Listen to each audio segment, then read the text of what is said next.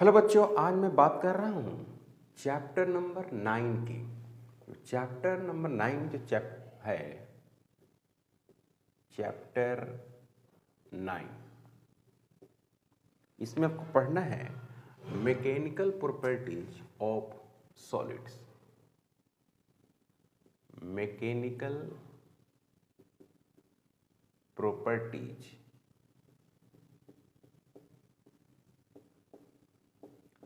Of solids, जिसमें आप stress, strain, Young's modulus, bulk modulus, compressibility, इन सभी चीज़ों को इसमें पढ़ते हैं। तो mechanical properties of the solid से बहुत कम क्वेश्चन आता है, बहुत कम। मतलब कि अभी तक मेडिकल में, यानी आप नीट जो पेपर आप देखते हैं 35 ईयर्स का, 35 ईयर्स का जो पेपर है उसमें इसमें सिर्फ अभी तक 11 क्वेश्चन ही पूछा है। 11 क्वेश्चन है अभी तक, है ना। तो इसको हम लोग पढ़ेंगे। बहुत ही इम्पोर्टेंट नहीं कह सकते और बहुत कठिन क्वेश्चन भी नहीं कह सकते हैं, आसान है। जैसे कि पहला ही क्वेश्चन है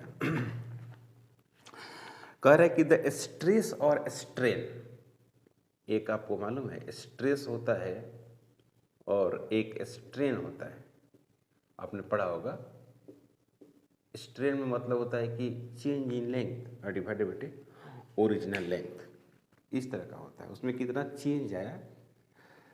और एक स्ट्रेस होता है, स्ट्रेस जस्ट प्रेशर जैसा ही है, फोर्स पर यूनिट एरिया से हम डिफाइन करते हैं। इसको करते हैं डेल्टा एल बटे एल से डिफाइन करते हैं। ओके, तो इसमें ऑप्शन कुछ दिया हुआ है और थ्योरी टाइप का क्वेश्चन है। कह रहे कि the stress strain curves are drawn for two different materials x and y. मतलब कि आपके पास एक्स और वाई दो मटेरियल है, ठीक है, ये कहना चाहता है। इट इज ऑब्जर्व दैट, और ग्राफ में आप ऑब्जर्व कर रहे हैं, जैसे मान लीजिए कि इधर अगर स्ट्रेस है, इधर स्ट्रेस, आप देखेंगे कर्व आप पढ़ना रहता है स्ट्रेन, स्ट्रेस वर्सेस स्ट्रेन का एक कर्व पढ़ना रहेगा आपको। Stress, it is observe that ultimate strength point and the fracture point are close to each other for material x but far apart material y. माने एक्स का जो है ना फ्रैक्चर पॉइंट और अल्टीमेट स्ट्रेंथ, अल्टीमेट स्ट्रेंथ का मतलब होता है कि एक बाई एक बहुत ज़्यादा स्ट्रेस बढ़ जाएगा, और फ्रैक्चर पॉइंट का मतलब होता है कि अब वहाँ पर वो टूट जाएगा। होता है ना कि आप वायर में फोर्स लगाएंगे तो कुछ खींचेंगे तो स्ट्रेस होगा, और खींचेंगे और स्ट्रेस होगा, और स्ट्रेस लगाएंगे अल्टीमेट लेंथ बढ़ेगा उसका, और एक ऐसा समय आएगा जब वो टूट जाएगा। तो ये बात कह रहा है कि एक्स का जो है but far apart for material y, मतलब एक्स का जो अल्टीमेट पॉइंट है और अल्टीमेट स्ट्रेंथ है और फ्रैक्चर पॉइंट है एक्स का, वो बहुत क्लोज है, पास पास में है, लेकिन वाई का बहुत दूर दूर तक है। मैंने कहने का मतलब है कि फ्रैक्चर पॉइंट जो है बहुत देर के बाद आएगा। समझ रहे बात को? जैसे कहने का मतलब मैं एक्स के लिए ड्रॉ करूँ, सपोज दैट, तो एक्स ड्रॉ ऐसे हुआ, ये हो गया, और उसके बाद इस तरह से आके ऐसे हो गया, इस तरह से हो गया। ये किसका है? एक्स का, आके यहाँ पर टूट गया। और इसमें क्या है कि एक्स का ऐसे गया और पूरा ऐसे ऐसे ऐसे होने के बाद ऐसा टूटा, तो ई हो गया वाई। तो इस वाई को हम क्या बोले? वाई को एक ऐसा वायर बोले जो बहुत देर के बाद टूट रहा है, काफ़ी उसमें एलोंगेशन हो रहा है, तो काफ़ी एलोंगेशन होगा उसके बाद वो टूटेगा। एक है कि थोड़ा सा एलोंगेशन हुआ उसके बाद टूट जाएगा। तो ऐसे मटेरियल को हम लोग नाम देते हैं, जो इस ऐसे मटेरियल को हम लोग नाम देते हैं ब्रिटाइल बोलते हैं, है ना। अब ये थोड़ा सा मटेरियल की बात है, नाम है इसका ब्रिटाइल बोलते हैं। ऐसे मटेरियल को हम लोग बोलते हैं डक्टाइल। डक्टाइल वर्ड आपने केमिस्ट्री में सुना होगा, डक्टाइल वर्ड।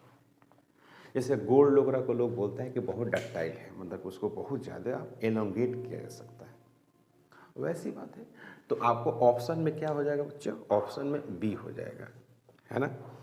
दूसरा क्वेश्चन है, क्वेश्चन नंबर 2 करे कि given below the two statements, आपके पास दो स्टेटमेंट्स दिया हुआ है। Given below are two statements, one is labelled as assertion A and other is labelled as assertion reason R. एक असर्शन दिया हुआ है, एक रीजन दिया हुआ है। एसर्शन में कुछ पॉइंट्स दिए रहते हैं, रीजन में कोई पॉइंट्स दिए रहते हैं। एसर्शन में कुछ बातें लिखी हुई रहती है, या तो वो सही होगा या तो वो गलत होगा। रीजन में क्या होता है कि कुछ बातें लिखी रहती है, उसमें सही हो सकता है या गलत हो सकता है। उसमें ये भी हो सकता है कि एसर्शन का कंप्लीट एक्सप्लेनेशन रीजन में है, ऐसी बातें रहती है। एसर्शन रीजन के नाम से इसको हम लोग जानते हैं, और क्वेश्चन ये ज़्यादा एम्स वगैरह में पूछे जाते थे। अब नीट में पूछता है, एक क्वेश्चन रहता है ये नीट में। तो एसर्शन क्या है? कह रहा है कि the stretching of A spring is determined by the share modulus of the material of the spring. बिल्कुल, अगर किसी का हम शेयर मॉडुलस जानना चाहते हैं तो उसको स्ट्रेच करो, जितने ज़्यादा वो खिंचाव होगा उसमें, जितने ज़्यादा वो एलोंगेट करेगा, उसका शेयर मॉडुलस उतना ही ज़्यादा होगा। मेरे कहने का मतलब ये हुआ कि एसर्शन बिल्कुल सही है। एसर्शन क्या है? करेक्ट है। माने अगर हम बात करें एसर्शन की, है ना, तो एसर्शन बिल्कुल करेक्ट, ये सही बात बोल रहा है। जो बोल रहा है ये बात बिल्कुल करेक्ट बोला है ना। कहने का मतलब ये सही है।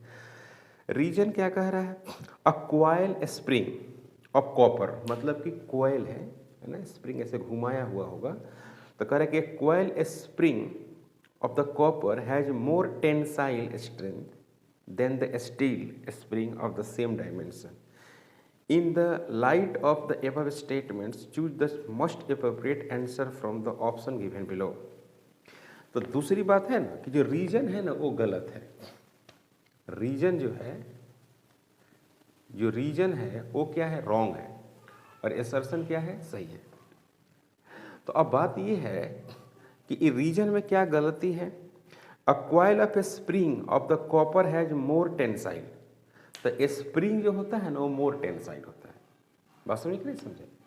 स्प्रिंग बोल रहा हूँ, स्टील जो है ना, स्टील मोर टेंसाइल होता है, मोर टेंसाइल देन कॉपर। तो आंसर क्या होना चाहिए? ये वाला सही होना चाहिए और ये वाला गलत। तो पहला ऑप्शन है कि both A and R is true, तो पहले ये गलत हो गया। बी में है both A and R true but R is not correct explanation of A, तो ये भी गलत हो गया। सी ऑप्शन सही है, A is true but R is false. Question number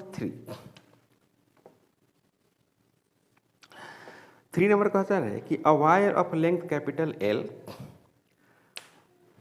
area of cross section capital A is hanging from a fixed support, एक support से उसको हैंग किया हुआ है। The length of the wire changes to L1, then mass m is suspended from the free end, the expression of Young's modulus। मतलब कि इसमें क्या है? एक वायर है ऐसे, और इसकी लंबाई L है, इसमें मास m जब हैंग कर देते हैं तो ये क्या हो जाता है? थोड़ा सा इसका लंबाई क्या कर जाती है? बढ़ जाती है। लंबाई क्या हो गई बच्चों? बढ़ गई। मतलब कि L1 से L1 प्लस L हो गई, इस तरह से बढ़ गई, है ना। तो इसमें चेंज इन लेंथ कितना हुआ? डेल्टा L जो हुआ, डेल्टा L वो हो जाएगा आपको L माइनस L1, इस तरह से होगा। तो एक वर्ड होता है स्ट्रेन, तो स्ट्रेन में होता है चेंज इन लेंथ डिवाइडेड बटे ओरिजिनल लेंथ। तो L1 L minus L1 divided बटे L, ये आ जाएगा। कोई डाउट?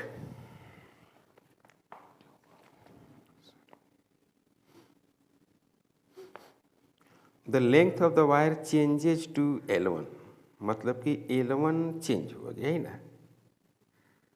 एक मिनट, L1 चेंज, ओ L1 चेंज मतलब कि L1 बढ़ गया, है ना। तो इस तरह से होगा, है ना। तो ये सही है। तो यहाँ पर हो गया आपको L minus L1 minus L, final L1 हो गया, इंक्रीमेंट होके L1 हो गया, है ना। ओके, तो आपको निकालना है यंग्स मॉडुलस। एक फॉर्मूला होता है stress is equal to Y into strain, ऐसे पढ़े होंगे एक फार्मूला। तो आपको निकालना है क्या, यंग्स मॉडुलस निकालना है। तो यहाँ पर क्या लिखेंगे बच्चों, यहाँ लिखेंगे स्ट्रेस डिवाइडेड बटे स्ट्रेन। तो ये हो गया वाई और स्ट्रेस। तो स्ट्रेस में क्या लिखिएगा, फोर्स बटे एरिया। यहाँ पर लिखेंगे फोर्स बटे एरिया, और यहाँ पर हो गया स्ट्रेन डेल्टा एल बटे स्मॉल एल। तो y इज इक्वल टू लिखेंगे एम जी और डिवाइडेड बटे एरिया ए लिखेंगे, सवाल में दिया हुआ है, और डेल्टा एल में L1 माइनस एल डिवाइडेड बटे क्या लिखेंगे, एल लिखेंगे। तो y इज इक्वल टू क्या लिखेंगे बच्चों, एम जी एल डिवाइडेड बटे ए और L1 माइनस एल। क्लियर, कोई डाउट नहीं, क्लियर। तो एम जी एल और L1 माइनस एल, यही होगा आंसर। तो तीसरा का आंसर जो है वो डी है। कोई प्रॉब्लम नहीं, यहाँ तक कोई प्रॉब्लम नहीं है। Okay, mechanical properties of solid से क्वेश्चन बहुत ही कम आता है, और आता है तो बहुत आसान रहता है, क्योंकि इसमें ज़्यादा कंसेप्ट नहीं है। अगर आप पढ़े हैं, बातों को समझते हैं, ज़्यादा लेवल में नहीं, बहुत कम लेवल में ही, तो आप क्वेश्चन को काफ़ी आसानी से सॉल्व कर सकते हैं। क्वेश्चन नंबर है 4, आसान क्वेश्चन है 4। देखिए, When a block of mass m is suspended by a long wire of length capital L, length of the wire becomes L plus capital L plus small l. The elastic potential energy stored in extension will be। कह रहा है कि इसमें elastic जो potential होगा वो क्या होगा, यही सवाल है। तो इस तरह से है, सेम वही बात है कि m मास का कोई एक ब्लॉक था, लंबाई L थी, और जैसे ही उसको एक्सपैंड कर दिए, मतलब कि हैंग किए, तो एक्सपैंड हो गया, और क्या हो गया, L प्लस स्मॉल एल हो गया। तो इसमें सबसे पहली बात कि स्ट्रेन की अगर आप बात करेंगे, स्ट्रेन की, तो क्या होगा, डेल्टा एल डिवाइडेड बटे एल। तो डेल्टा एल और डिवाइडेड बटे एल में अगर हम बात करें स्ट्रेन की, तो स्ट्रेन कैसे निकालेंगे, फाइनल माइनस इनिशियल। तो एल प्लस एल और माइनस एल डिवाइडेड बटे एल, तो ये और ये कैंसिल होगा। तो स्मॉल एल डिवाइडेड बटे कैपिटल एल, यही होगा आपको स्ट्रेन। स्ट्रेस क्या होगा, स्ट्रेस, तो स्ट्रेस होगा फोर्स बटे एरिया। तो ये तो इसका एरिया है, दिया हुआ है, तो एम जी इसका फोर्स हो जाएगा वायर का। वायर में क्रॉस सेक्शनल एरिया, ये वायर का क्रॉस सेक्शनल एरिया लेते हैं, और इसमें फोर्स तो एम जी हो जाएगा, ये इतना आपको पता है, और एरिया ए हो गया। इसका वॉल्यूम क्या हो गया, तो वॉल्यूम हो गया इसका ए इंटू एल, यही होगा। इसकी जो वॉल्यूम होगी वो कितना होगी बच्चों, ए इंटू एल होगी। तो आपको एनर्जी, इलास्टिक एनर्जी जो होती है, इलास्टिक एनर्जी जो हम लिखते हैं, वो लिखते हैं 1/2 stress into strain into volume, इस तरह से लिखते हैं। तो यहाँ पर हो गया 1/2 स्ट्रेस एम जी डिवाइडेड बटे area, strain small L capital L, और वॉल्यूम एरिया इंटू एल। तो ये इससे कटेगा, इससे ये कट जाएगा, तो ये आएगा एम जी और एल डिवाइडेड बटे 2। ये हो गया आंसर। समझ में आया बच्चों, ये समझ में आया आपको? ओके, तो क्वेश्चन नंबर 4 हो गया। अब बात करते हैं क्या, क्वेश्चन नंबर 5 की। क्वेश्चन नंबर 5 क्या कह रहा है, देखिएगा। हाँ, क्वेश्चन नंबर 5 है,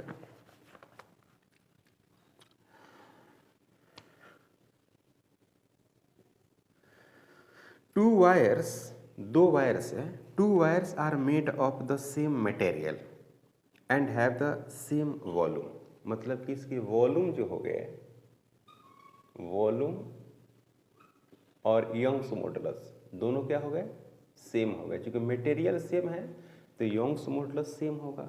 और क्वेश्चन में कह दिया है कि वॉल्यूम सेम है। Same material and have the same volume. The first wire है the cross sectional area A and the second wire है the cross sectional area 3A। तो जो फर्स्ट है, पहला, उसका एरिया कितना है, ए है, और सेकेंड है उसका एरिया 3A है। The length of the first wire is increased by delta L on applying the force F. अब इसमें जो है फोर्स अप्लाई करने के बाद, मान लें कि सपोज दैट कि एफ फोर्स अप्लाई किए, एफ फोर्स, तो इसके लेंथ में डेल्टा एल का इंक्रीमेंट हुआ। अब इसमें जो है एफ डैश अप्लाई किए है ना, तो कितना, sorry, when the second wire has the same amount, तो how much force is needed, मतलब कितना फोर्स लगेगा फॉर सेम अमाउंट, मतलब कि सेम अमाउंट के लेंथ इंक्रीज करने में। समझ गए सवाल को? सवाल ये है कि दो मटेरियल है, क्लियर है, और दोनों मटेरियल का वॉल्यूम और यंग्स मॉडुलस सेम है। पहली बात, वॉल्यूम है और यंग्स मॉडुलस दोनों सेम है। तो सवाल ये पूछा है कि कितना फोर्स अप्लाई किया जाए सेम लेंथ में इंक्रीमेंट करने के लिए। तो सबसे पहली बात कि हम ये फॉर्मूला लिखते हैं, फोर्स बटे area is equal to Y into delta L divided बटे एल।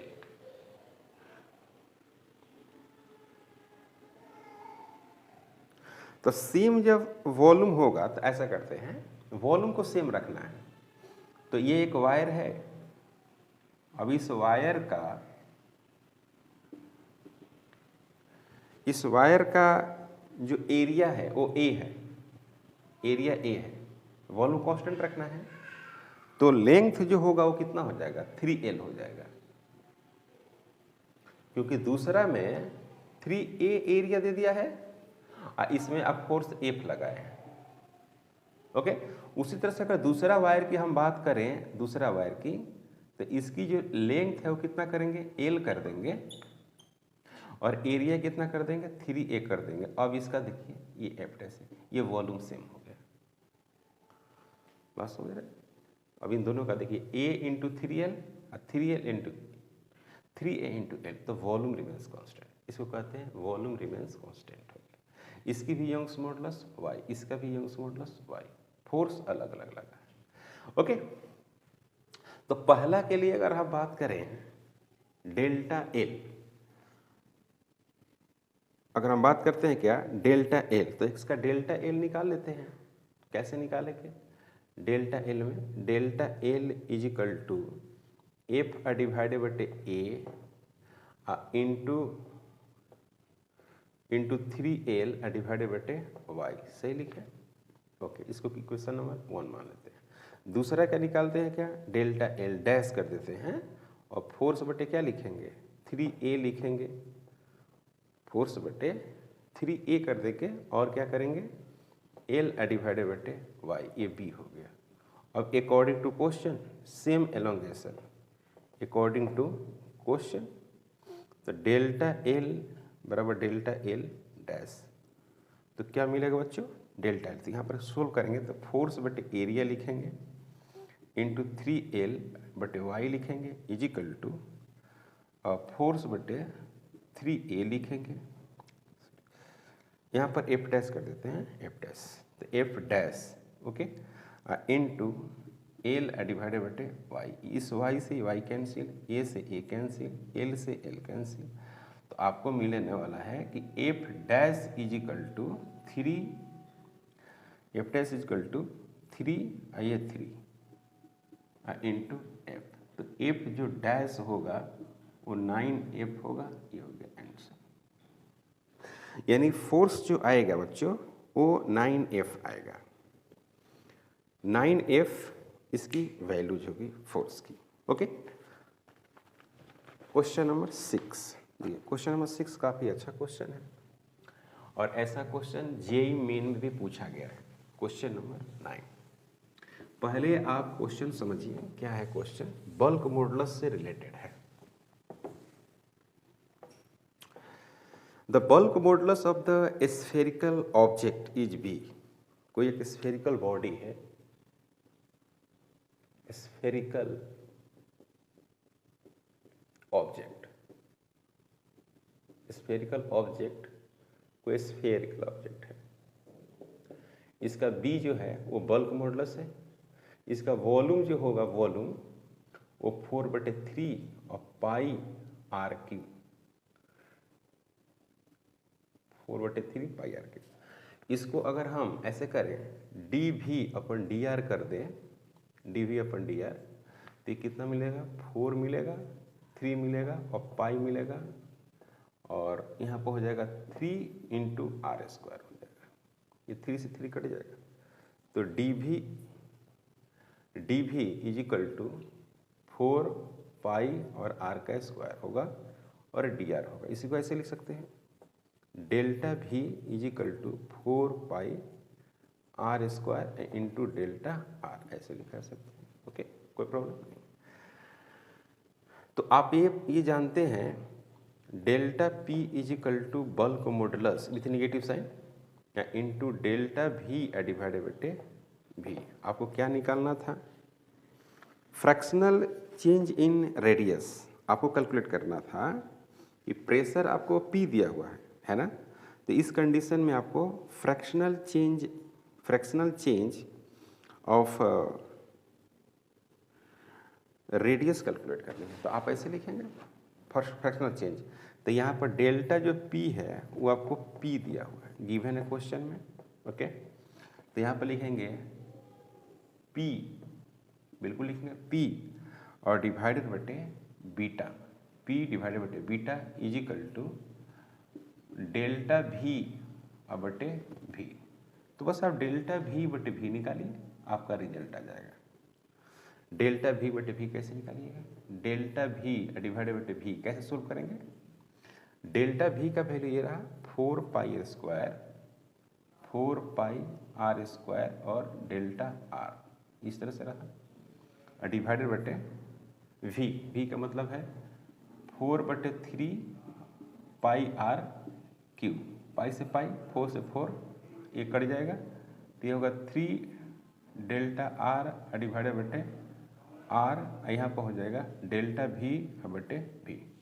और ये जो वैल्यूज है उसको यहाँ पर रखेंगे तो क्या मिलेगा? P बटे bulk modulus is equal to -3 और डेल्टा r डिवाइडेड बटे r। तो यहाँ पर हो गया डेल्टा r डिवाइडेड बटे r equal to P divided बटे 3 बल्क मॉडुलस, ऐसे P बटे 3 बल्क मॉडुलस। तो क्वेश्चन नंबर 6, तो 6 का आंसर होना चाहिए सी। निगेटिव साइन से कोई मतलब नहीं है। निगेटिव साइन जो है, निगेटिव साइन इंडिकेट कर रहा है कि प्रेशर जो है ना बढ़ रहा है, तो वॉल्यूम क्या कर रहा है? डिक्रीज कर रहा है। तो यही हो गया answer. Fractional change in radius कहते हैं, इसको क्या कहते हैं? Fractional change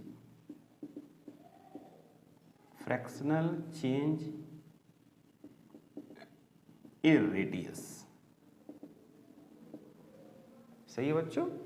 fractional change in radius इसका नाम दिया जाएगा। यहां तक कोई डाउट? ओके, तो स्फेरिकल बॉडी हो ये, और अगर इसको आप वाटर में डाल देंगे ना तो वॉल्यूम उसका क्या कर जाएगा? घट जाएगा। तो चेंज इन वॉल्यूम क्या होगा? निगेटिव हो जाएगा। बात समझे? चेंज इन वॉल्यूम क्या होगा बच्चों? निगेटिव हो जाएगी। नेक्स्ट क्वेश्चन है जो इंपॉर्टेंट क्वेश्चन है, question number 7। The Young's modulus of steel is twice that's brass. तो यंग्स मॉडुलस जो स्टील है वो 2 टाइम्स यंग्स मॉडुलस ब्रास का है। क्वेश्चन में कह रहे हैं 2 wires of the same length and same area of cross section. 2 wires है जिसका सेम लेंथ है, same area of cross section है। ठीक है, एरिया ऑफ क्रॉस सेक्शन क्या है बच्चों? सेम है। One of steel another of the brass are suspended from the same roof, है ना। और इस तरह से सेम रूप से टांगा हुआ है ऐसे। ये मास होगा, हो सकता है। मास कोई सस्पेंडेड नहीं है, या सस्पेंडेड आप कर भी सकते हैं, क्योंकि इसमें आपको ये हो गया ब्रास, ब्रास हो गया, और ई हो गया आपको स्टील। तो लेंथ सबका सेम है ना, तो लेंथ सेम दे दीजिए। ठीक है, एरिया भी सब सेम है। if we want the lower ends of the wire is to be the same level, ठीक है, when the weight added to the steel and brass wire must be ratio, मतलब कि जो वेट होगा, wait जो इसमें हम लोग ऐड करेंगे वो क्या वेट होना चाहिए, जबकि दोनों में एलोंगेशन क्या है? सेम है। कह रहा है कि सेम एलोंगेशन होने के लिए, एक ब्रास है एक स्टील है, तो इसमें एलोंगेशन सेम हो, तो सेम एलोंगेशन होने के लिए हमको कितना वेट ऐड करना पड़ेगा, ये सवाल है। तो इसका जो वेट है वो कितना है? WB, इसका जो वेट है वो WS है। तो फार्मूला आप जानते हैं, फार्मूला क्या है कि फोर्स बटे area is equal to Y delta L divided बटे एल, ये आपको पता है, या इसको ऐसे लिख सकते हैं डेल्टा। तो अब क्या करते हैं इसमें कि हमको डेल्टा एल इक्वल करना है, तो डेल्टा एल निकालते हैं, फोर्स डिवाइडेड बटे एरिया और एल डिवाइडेड बटे यंग्स मॉडुलस। सही लिखे? ओके। तो अब यहाँ पे डेल्टा एल स्टील और delta L brass, delta L brass ये करते हैं। ओके, तो फोर्स जो है, फोर्स मतलब कि वेट, फोर्स मतलब यहाँ पर वेट हो गया, तो W steel divided by area same है, एरिया सेम है। चलिए, और क्या है? लेंथ, लेंथ भी सेम है, और यंग्स मॉडुलस अब क्या लिखेंगे? स्टील का लिखेंगे। यहाँ पर लिखिएगा W ब्रास, एरिया है A इनटू फिर L है, और यहाँ पर लिखिएगा Y ब्रास का, तो L से L, एरिया से एरिया, W स्टील डिवाइडेड बटे Y steel is equal to W brass divided बटे Y ब्रास।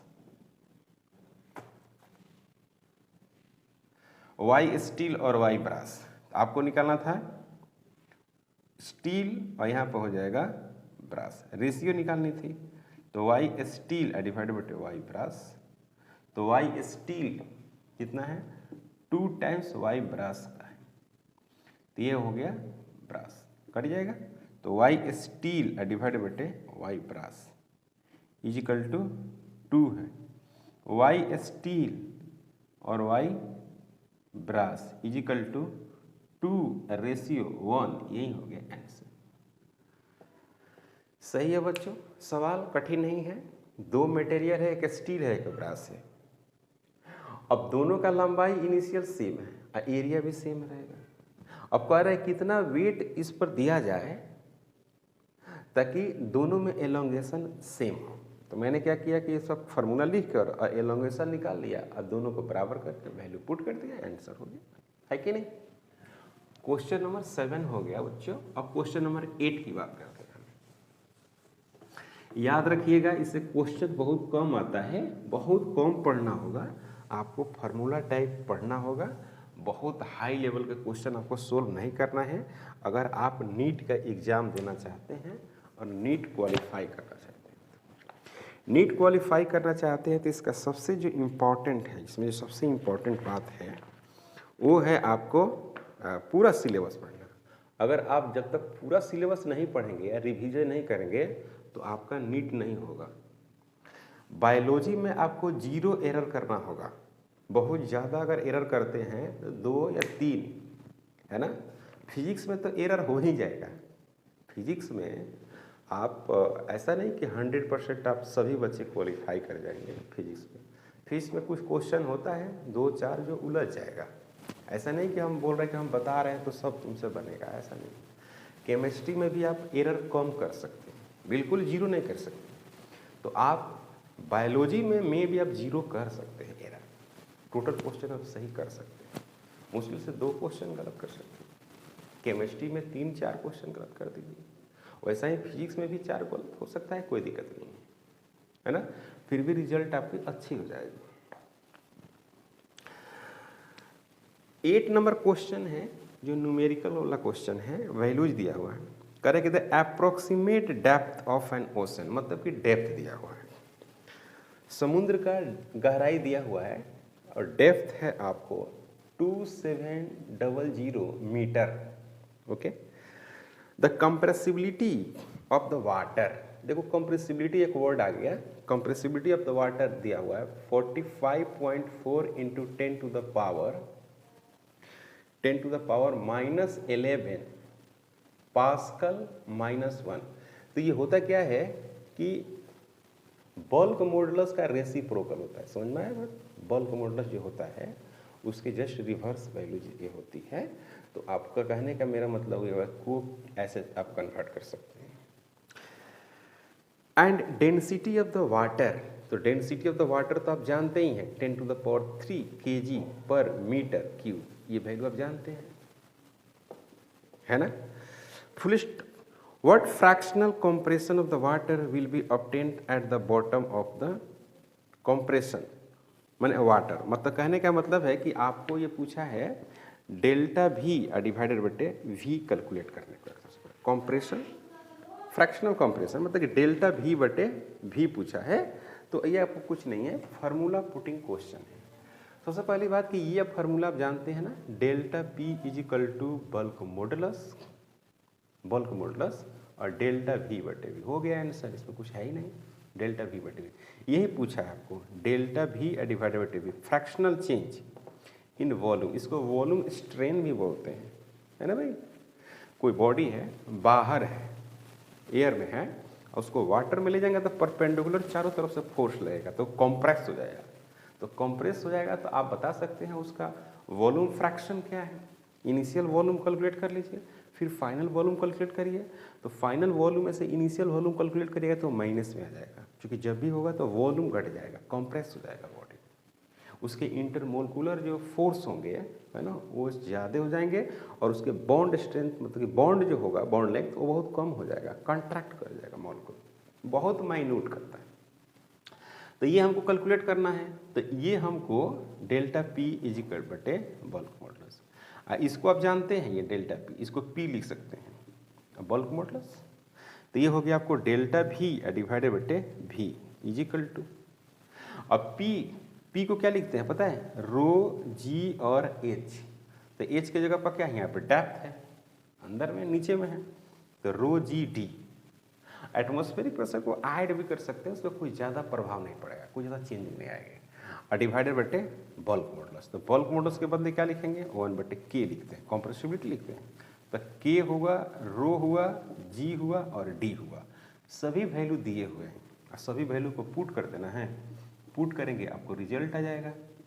तो K का वैल्यू दिया हुआ है 45.4 इंटू 10⁻⁻11 इंटू डेंसिटी जो दिया हुआ है वो दिया हुआ है 10⁻3। G का वैल्यू आप देख लीजिए 9.8 है कि 10 है, क्वेश्चन में क्या दिया हुआ है।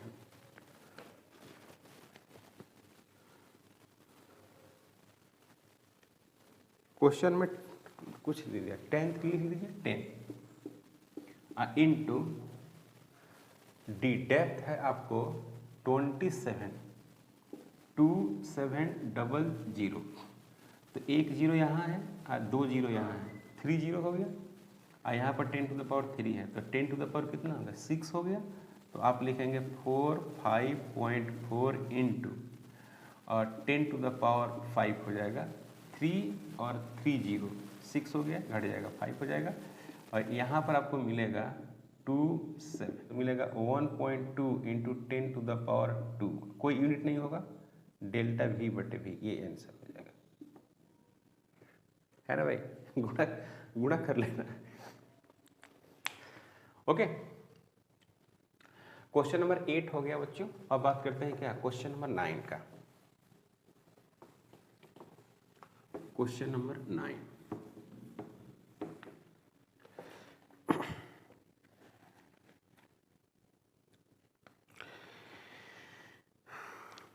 क्वेश्चन नंबर 9 है कुछ ऐसा, थ्योरेटिकल क्वेश्चन है, थ्योरी वाला है। Copper of fixed volume is drawn into wire of length L.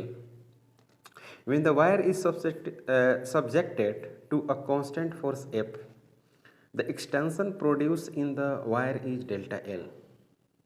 Which of the following graph is straight line? सवाल ये है कि आपको वॉल्यूम दिया हुआ है, फिक्स्ड वॉल्यूम है, copper of the fixed volume, force जो है ये दोनों के दोनों क्या है, कांस्टेंट है। ओके, तो कह रहा है कि डेल्टा एल में और यहाँ पर L square extension produce in the delta L में आपको ग्राफ बताना है कि ग्राफ जो होगा वो कैसा होगा, ये समझाना है आपको। क्लियर है? तो हम क्या करते हैं कि लिखते हैं कि फोर्स डिवाइडेड बटे क्या होता है, फोर्स बटे area is equal to Y और डेल्टा एल डिवाइडेड बटे क्या होता है, एल होता है। तो हमको कैलकुलेट करना है यहाँ से डेल्टा एल। पहले डेल्टा एल अगर कैलकुलेट करें यहाँ पर डेल्टा एल, तो एफ इंटू एल डिवाइडेड बटे ए लिखेंगे और फिर वाई लिखेंगे, इस तरह से वैल्यू लिखेंगे। क्लियर है? यहाँ तक कोई डाउट नहीं। अब यहाँ पे फोर्स इंटू ए लिख दिया है ना, तो अब यहाँ पर जो है वॉल्यूम को कांस्टेंट किया है। किसको कांस्टेंट किया है बच्चों? वॉल्यूम को। तो हम बताते हैं क्या कि वॉल्यूम कैसे निकलेगा। वॉल्यूम को कांस्टेंट किया है तो हम इसको कन्वर्ट करना चाहेंगे एरिया इंटू लेंथ में, यानी volume is equal to area into length. तो ए को हम क्या लिख देते हैं, वॉल्यूम के टर्म में लिख देते हैं। ए को किस टर्म में लिखते हैं, वॉल्यूम के टर्म में। तो यहाँ पर हो गया delta L is equal to force into length divided बटे वॉल्यूम बटे लेंथ इंटू वाई।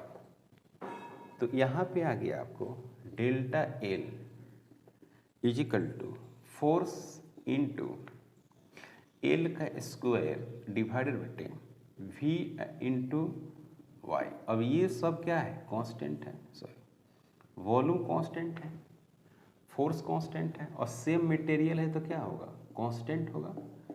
तो यहाँ पर आप लिख सकते हैं डेल्टा एल स्क्वायर, यानी डेल्टा एल और क्या हो गया, एल का स्क्वायर। तो ये स्ट्रेट लाइन कहलाएगा। बात समझिए, मतलब कि स्ट्रेट लाइन ग्राफ हो गई। अगर आप इधर रखते हैं डेल्टा एल और इधर रखते हैं बच्चों एल स्क्वायर, तो ग्राफ कुछ ऐसा होगा, ये ग्राफ होगा। क्लियर है?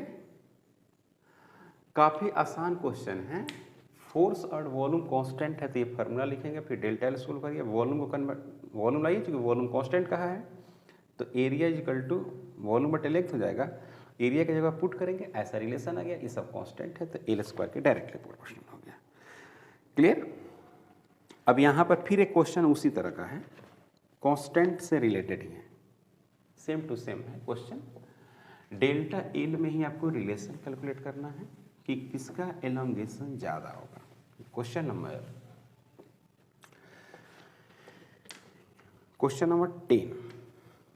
10 नंबर जो क्वेश्चन होगा, द फॉलोइंग 4 वायर्स, आपको 4 वायर्स दिया हुआ है, are made of the same material, which of these will have the largest extension, the same tension is applied.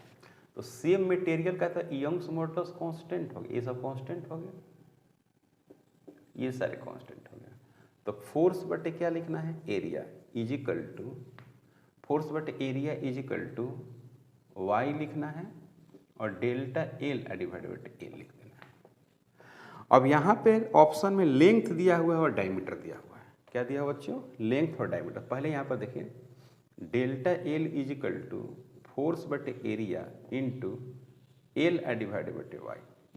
तो delta L is equal to F, यहाँ पर क्या लिखेंगे पाई और डी स्क्वायर डिवाइडेड बटे 4 एल बटे Y.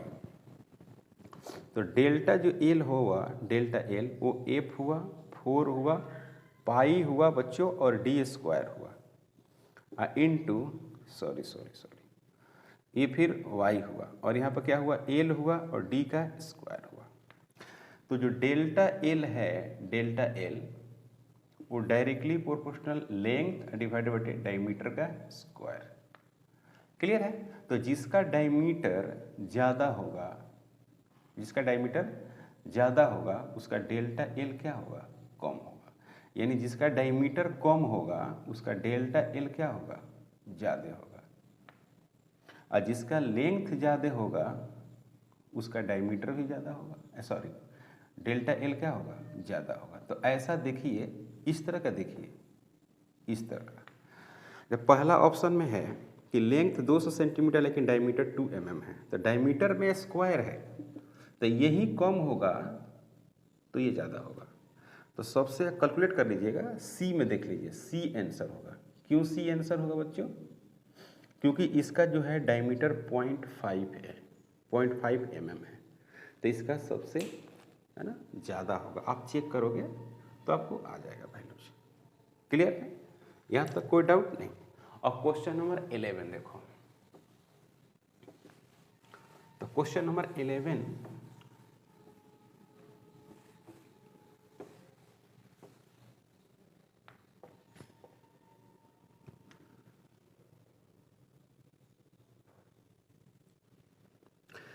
if the ratio of the diameter comma lengths and Young's modulus of the steel and copper wire are shown in the figure are P, Q, S, R दिया हुआ है। देखिए diameter of Young's modulus copper, steel and copper, मतलब कि steel and copper का आपको diameter दिया हुआ है। ये डायमीटर ऑफ स्टील और डायमीटर ऑफ कॉपर, समझ रहे हैं ना? ये क्या दिया हुआ है? P दिया हुआ है, समझ रहे हैं क्वेश्चन में? Ratio of diameter length in Young's modulus of steel and copper, तो पहले स्टील है उसके बाद कॉपर है, दिया हुआ है। डायमीटर लेंथ दे दिया एल एस एल कॉपर, फिर उसके बाद यंग्स मॉडुलस स्टील और यंग्स मॉडुलस कॉपर, ये सब दिया हुआ आपको है ना, ये सारी वैल्यू दिया हुआ है। तो पहला जो है आपको जो डायमीटर दिया हुआ है वो P दिया हुआ है और दूसरा में लेंथ दिया हुआ है जो Q दिया हुआ है और यंग्स मॉडुलस जो स्टील दिया हुआ है। Okay, respectively then the corresponding ratio of increase in length in their lengths would be, मतलब कि आपको निकालना है delta L S divided by delta L copper is equal to what, ये क्वेश्चन है। तो सबसे पहले इसमें डायग्राम देख लीजिए। डायग्राम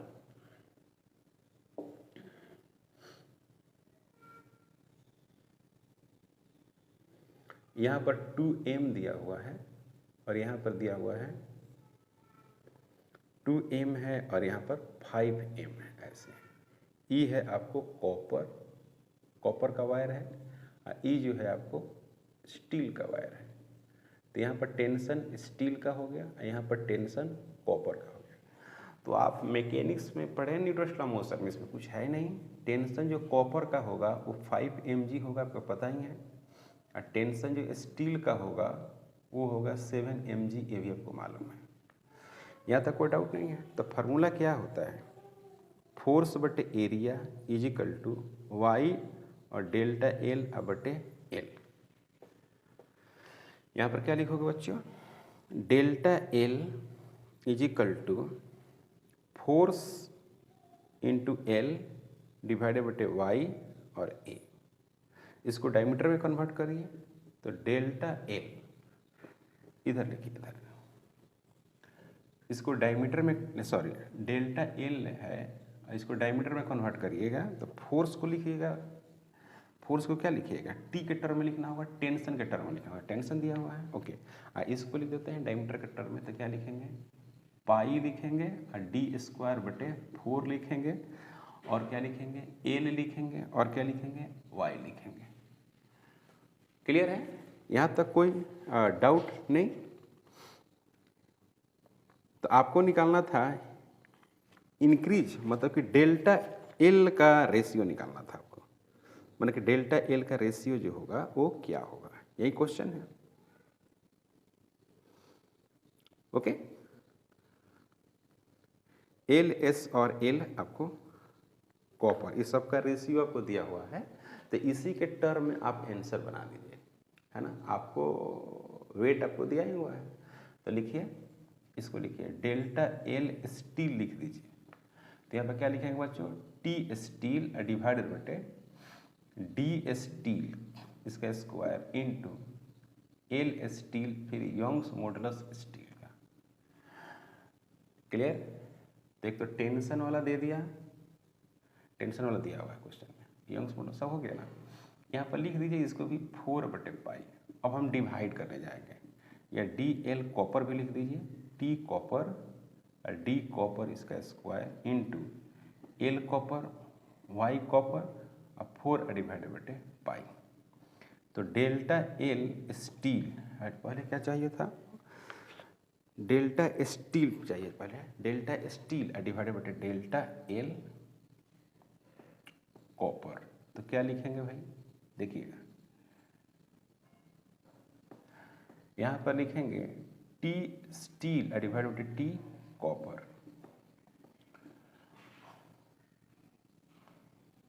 और क्या है आपको डी स्टील डिवाइडेड बटे डी कॉपर है इसका स्क्वायर, डी स्टील बटे डी कॉपर हो गया। अब क्या हो गया, यंग्स मॉडुलस, भाग देंगे तो आएगा ना, यंग्स मॉडुलस कहाँ गया, यंग्स मॉडुलस गलत हो गया ये।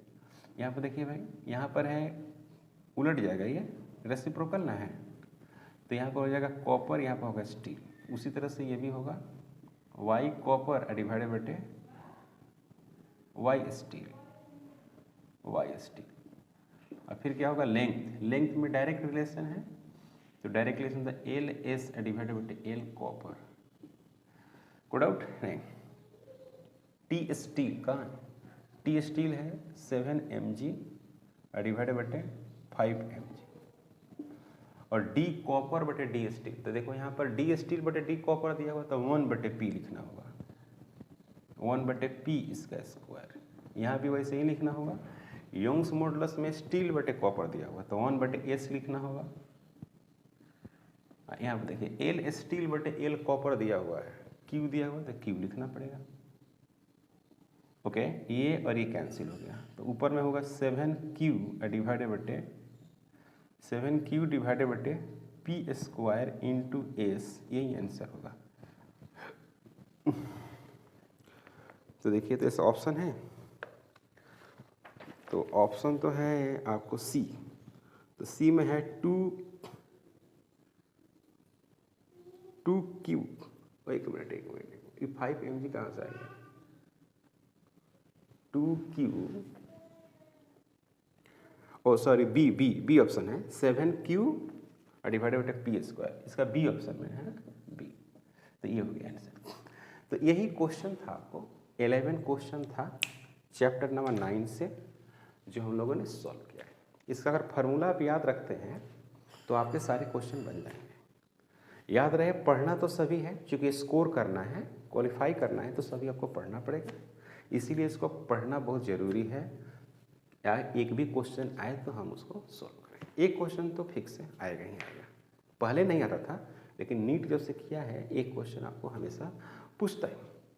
तो आज का लेक्चर यहीं पे स्टॉप करते हैं, मिलते हैं नेक्स्ट लेक्चर में। अगर आप हमारे चैनल पर नए हैं, प्लीज़ सब्सक्राइब करें, शेयर करें। Thank you.